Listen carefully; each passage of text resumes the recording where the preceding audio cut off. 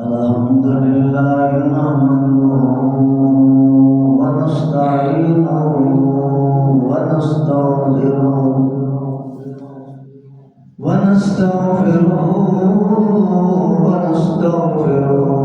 ونؤمن به ونتوكل عليه ونعوذ بالله من شرور أنفسنا ومن سيئات أعمالنا من يهده الله فلا مضل له ومن يضلله فلا هادي له ونشهد أن لا إله إلا الله وحده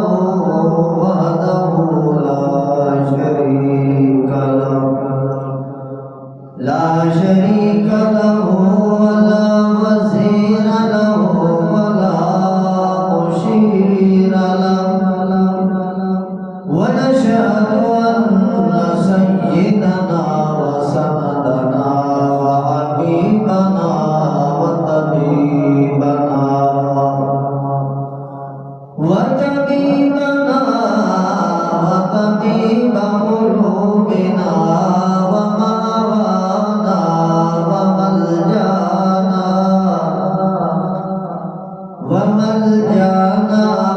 ومولانا محمدا عبده ورسوله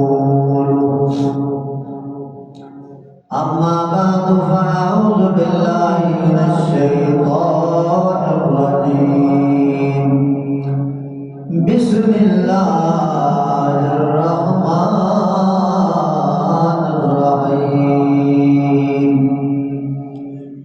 إن الذين آمنوا وعملوا الصالحات كانت لهم جنات الفردوس نزلا خالدين فيها لا يبغون عنها حولا سبحان ربك رب العزة عما يصفون وسلام على المرسلين والحمد لله رب العالمين.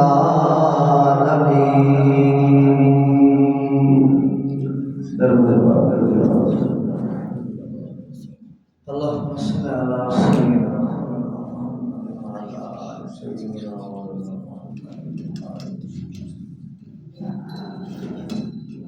جو حضرات باہر تشریف فرمائے انتہائی ادب کے ساتھ عرض ہے کہ وہ اندر تشریف لے آئے. یہ ذرا آداب کے بھی خلاف ہے یہ بات، قرآن حدیث کی بات ہو رہی ہے اور میں التجا کرتا ہوں محبت کے ساتھ اور انتہائی احترام کے ساتھ میرے قابل احترام دوست اندر تشریف لے آئے. جزاک اللہ.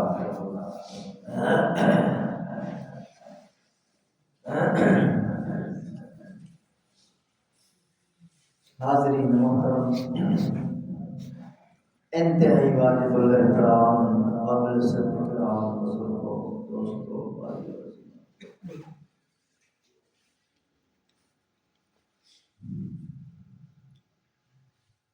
ایک دن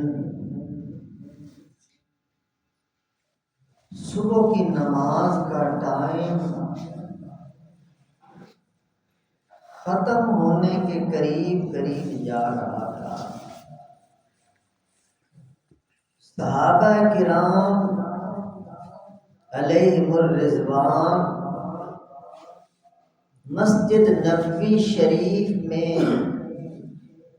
امام عالی مقام، امام کائنات، امام الانبیاء حضرت محمد صلی اللہ علیہ وسلم کے منتظر تھے. حضور تشریف نہیں لائے، جلدی تشریف لاتے تھے، صبح کی نماز پڑھاتے تھے، خیر ہو، آپ علیہ السلام نماز کے لیے نہیں تشریف لائے، صحابہ کرام انتہائی بےتاب اور پریشان اور کروٹیں بدل رہے اور بالکل سورج طلوع ہونے کے قریب ہو چکا۔ اب حضور کے بغیر وہ نماز کیسے پڑھے؟ پریشان ہے۔ بس یکدم حضور علیہ السلام اپنے حجرہ اقدس سے باہر تشریف لے آئے۔ صحابہ کرام حیران بھی تھے اور خوش بھی تھے کہ حضور الحمدللہ تشریف لائے، شکر ہے اللہ کا ہے۔ تو حضور صلی اللہ علیہ وسلم نے فرمایا اقامت کہو، اقامت کہی گئی۔ آپ علیہ السلام نے ہلکی پھلکی نماز پڑھائی، جب ٹائم تھوڑا ہو تو ہلکی پھلکی نماز پڑھانی چاہیے۔ ویسے بھی فرضی نماز کے بارے میں مسئلہ ہے، چونکہ مریض ہوتے ہیں، معذور ہوتے ہیں، فرضی نماز ویسے ہلکی پھلکی پڑھانی چاہیے۔ تو حضور علیہ السلام نے ہلکی پھلکی نماز پڑھائی، کیونکہ ٹائم قریب الاختتام تھا۔ جلدی نماز پڑھا کہ حضور علیہ السلام نے صحابہ کرام کو فرمایا کوئی نہ جائے، بیٹھے، میں نے آپ لوگوں سے بات کرنی۔ صحابہ کرام حیران ہو گئے، کیا معاملہ ہے؟ سب ہماتن گوش متوجہ ہو کر بیٹھ گئے۔ تسبیحات پڑھی جا رہی ہیں، دعائیں کی جا رہی ہیں، التجائیں کی جا رہی ہیں، اور سب منتظر ہیں، متوجہ ہیں امام کائنات صلی اللہ علیہ وسلم کی طرف حضور کیا فرماتے ہیں۔ آپ صلی اللہ علیہ وسلم نے فرمایا او میرے صحابیوں، وجہ بتاؤں تاخیر کیوں ہو گئی، دیر سے میں نے نماز کیوں پڑھائی، دیر سے مصلی امامت پہ کیوں آیا؟ آپ بھی منتظر رہے ہوں گے، اس کا ایک پس منظر ہے، میری بات بڑی غور سے سنو۔ رات کو میں اٹھا، نوافل پڑھے، تہجد پڑھی، اللہ کو یاد کیا، تلاوتیں کرتا رہا، عبادتیں کرتا رہا، تسبیحات کرتا رہا، اور پھر عبادت کرتے کرتے تھکان محسوس ہوئی، تھکان کے اوپر غنودگی آنے لگی، اور غنودگی پھر زیادہ گہری ہونے لگی اور میری آنکھ لگ گئی۔ جب میری آنکھ لگی تو خواب کے اندر اللہ سبحانہ و تعالی کی زیارت ہوتی ہے، اللہ سبحانہ و تعالی کا دیدار ہوتا ہے۔ اللہ تعالیٰ فرماتے ہیں اے میرے حبیب بتاؤ میرے فرشتے کس چیز کے بارے میں بحث کر رہے ہیں؟ تو محمد الرسول اللہ عرض کرتے ہیں یا اللہ میں نہیں جانتا، میرے سامنے حجابات ہیں، پردے ہیں، مجھے علم نہیں، نہ مجھے فرشتے نظر آ رہے ہیں، نہ مجھے ان کی بحث نظر آ رہی ہے، میں نہیں جانتا فرشتے کیا بحث فرما رہے ہیں۔ تو پھر حضور فرماتے ہیں کہ اللہ سبحانہ و تعالی نے اپنا ہاتھ مبارک میری پشت پہ رکھا، اور اللہ سبحانہ و تعالی لیس کمثلہ شیء، اس کو کسی مثال سے نہیں بیان کیا جا سکتا۔ حضور فرماتے ہیں کہ اللہ پاک کی انگلیوں کی ٹھنڈک، انگلیوں کی نورانیت، انگلیوں کی برکت میرے دل کی گہرائیوں تک اتر گئی اور میرا سارا دل دماغ روشن ہو گیا۔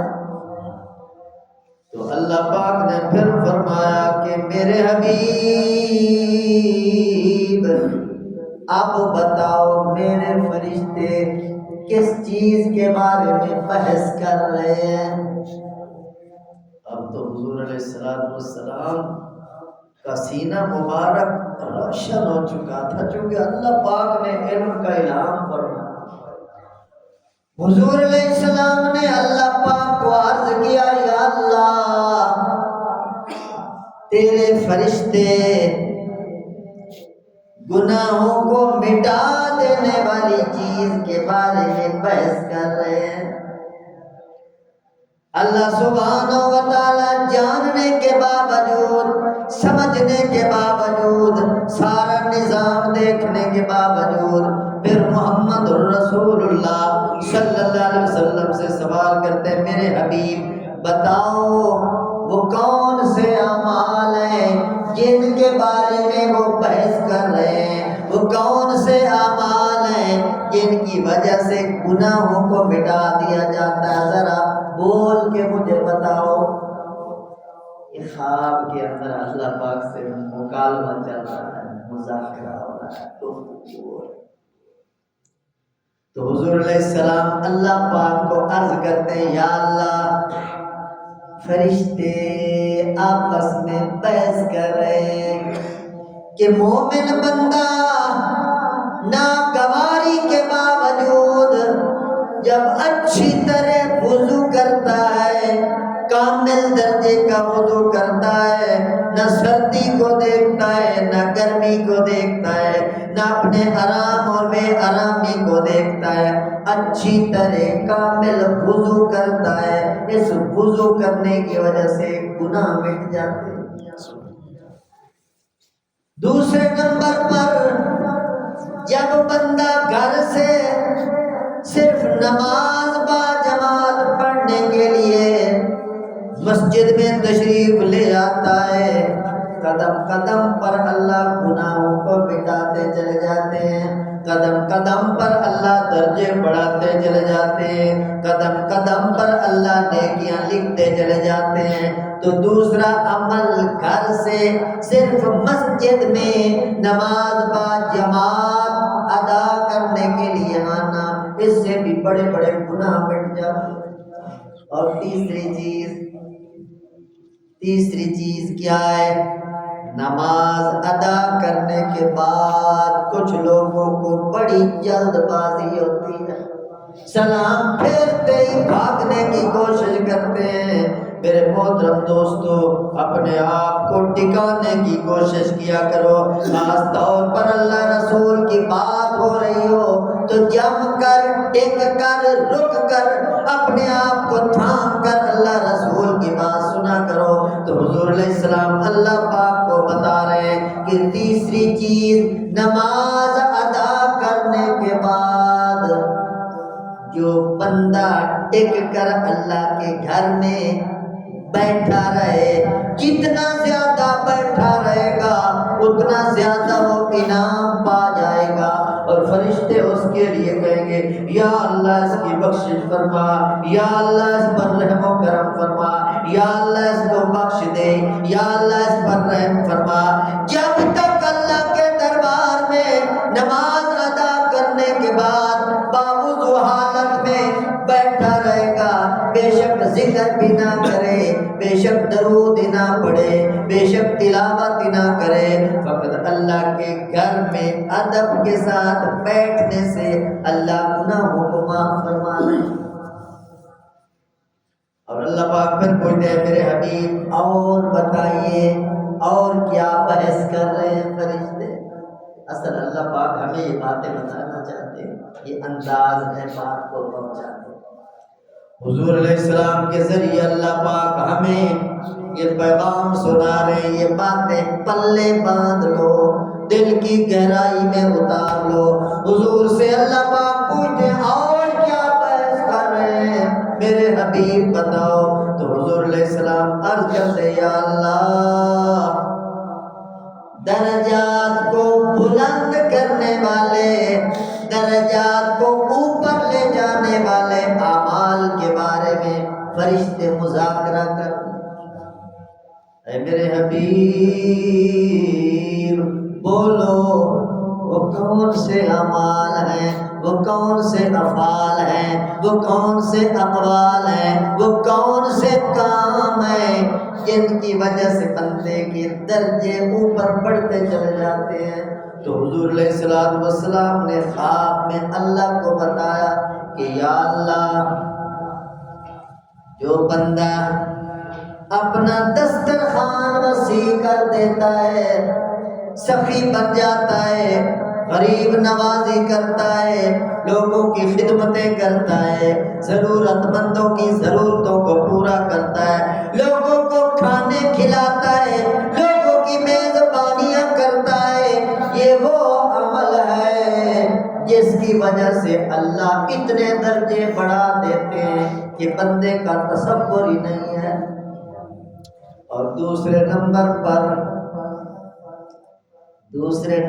پر میرے محترم دوستو، حضور علیہ السلام نے اللہ پاک کو بتایا، چونکہ اللہ نے علم روشن کر دیا تھا کہ دوسرے نمبر پر جو بندہ زبان میٹھی بنا لیتا ہے، نرم بنا لیتا ہے، بااخلاق بنا لیتا ہے، میٹھی بات، اچھی بات، سچی بات، سچی بات، دل نشیں بات، دل جوئی والی بات، دل کو دل سے ملا دینے والی بات، نرمی والی بات جو بندہ کرتا ہے، اس بات کرنے کی وجہ سے بھی اللہ درجے بلند فرمائے۔ اب غور فرمائے، وہ لوگ جن کی زبان میں کبھی مٹھاس آ جائے نہیں، جو ہر وقت جوش خروش میں رہتے ہیں، اپنی طرف سے بڑا دبدبا لوگوں کو دکھاتے ہیں، یہ میرے دوستو زبان خدا کو پسند نہیں۔ تو دوسرے نمبر پر میٹھی زبان۔ اور اللہ پاک نے پھر پوچھا ہے میرے حبیب اور بتائیے، تو حضور علیہ السلام نے اللہ جی کو بتایا، یا اللہ تیسری چیز جو مقامات کو بلند کرنے والی، درجات کو بلند کرنے والی تیسری چیز یہ ہے، جب دنیا سو رہی ہوتی ہے، سناٹا طاری ہوتا ہے، آوازیں خاموش ہو چکی ہوتی ہیں، لوگ نرم گرم بستروں پہ آرام فرما رہے ہوتے ہیں، اس وقت جو بندہ اٹھ کر وضو کر کے مصلی پہ کھڑا ہو کر اللہ کے دربار میں حاضری دیتا ہے، قیام کرتا ہے، رکوع کرتا ہے، سجود کرتا ہے، اللہ کی توفیق کے مطابق سجدے کرتا ہے، نماز ادا کرتا ہے، یہ بھی بہت قیمتی انسان ہے، اس کے بھی اتنے درجے بلند کیے جاتے ہیں جن کو یہ بندہ سوچ ہی نہیں سکتا۔ اور پھر حضور علیہ السلام بتاتے ہیں، یہ تین باتیں بتا لینے کے بعد، پہلی گناہوں کو مٹانے والی تین باتیں، اور دوسرے درجات کو بلند کرنے والی تین باتیں جب حضور علیہ السلام نے بتا لی تو اللہ پاک نے فرمایا، میرے حبیب اب مانگو مجھ سے کیا مانگنا چاہتے ہیں، میں آپ کو دینا چاہتا ہوں۔ اب حضور علیہ السلام نے سوچا کیا مانگوں، اور مانگنے کے لیے بھی اللہ پاک نے حضور پاک کے دل میں ایک دعا الہام فرما دی، دعا القا فرما دی، وہ حدیث پاک کے اندر آتی ہے۔ حضور علیہ السلام نے صحابہ کرام کو بتایا کہ میں نے اللہ سے یوں مانگا ہے، اللہم انی اسألک فعل الخیرات وترک المنکرات وحب المساکین وان تغفر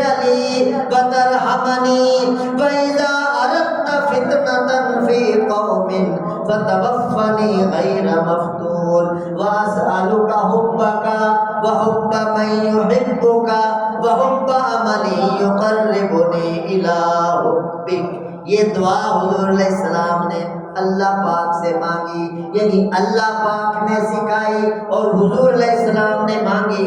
اللہ، ترجمہ کرتا ہوں، اللہم انی اسألک فعل الخیرات، یا اللہ میں سارے نیک کام کرنے کی توفیق تجھ سے مانگتا ہوں، مجھے نیک کام کرنے کی توفیق عطا فرما دے، وہ ترک المنکرات، اور سارے برے کاموں سے بچنے کی دعا کرتا ہوں، برائیوں سے یا اللہ سے بچنے کی توفیق عطا فرما دے. ترک المنکرات، اللہم انی اسألک فعل الخیرات وترک المنکرات وحب المساکین. یہ تیسرے نمبر پر یا اللہ مسکین لوگوں کی محبت کا سوال کر. کتنی اہم بات ہے. لوگ غریبوں کو، مسکینوں کو، درویشوں کو دھکے مارتے پھرتے ہیں، اور اللہ پاک نے دعا بتائی ہے محمد رسول اللہ کو، اللہم انی اسألک، یا اللہ میں تجھ سے سوال کرتا ہوں حب المساکین، مسکین لوگوں کی محبت عطا فرما. مسکین مجھے پیارے لگے، مسکین میرے محبوب بن جائیں. انت اغفر لی وترحمنی، یا اللہ میری بخشش فرما دے، یا اللہ میری مغفرت فرما دے، یا اللہ مجھ سے درگزر فرما دے. اور آگے آتا ہے یا اللہ جب تو کسی قوم کو فتنے میں مبتلا کرے، کسی قوم کے اوپر کوئی آفت آنے لگے، تو یا اللہ اپنی رحمت کے ساتھ مجھے اس آفت سے بچا لے، مجھے اس مصیبت سے بچا لے. یا مولا کریم مجھے عافیت نصیب فرما. یہ ساری دعا حضور علیہ الصلوۃ والسلام نے صحابہ کرام کو بتائی، اور ساتھ فرمایا او میرے صحابیوں، صحابہ کے ذریعے او میری امت کے لوگوں، یہ سچا خواب ہے، سچی بات ہے، سچی ہدایات ہے. ان باتوں کو یاد کر لو اور اوروں کو بھی بتاؤ اور ان پر عمل کرنے کی کوشش کرو. انشاءاللہ دنیا بھی آباد ہو جائے گی، آخرت بھی آباد ہو جائے گی. اللہ پاک مجھے اور آپ سب کو اپنے پیارے حبیب کی پاکیزہ ہدایات کے مطابق عملی زندگی نصیب فرمائے. وما علینا الا البلاغ.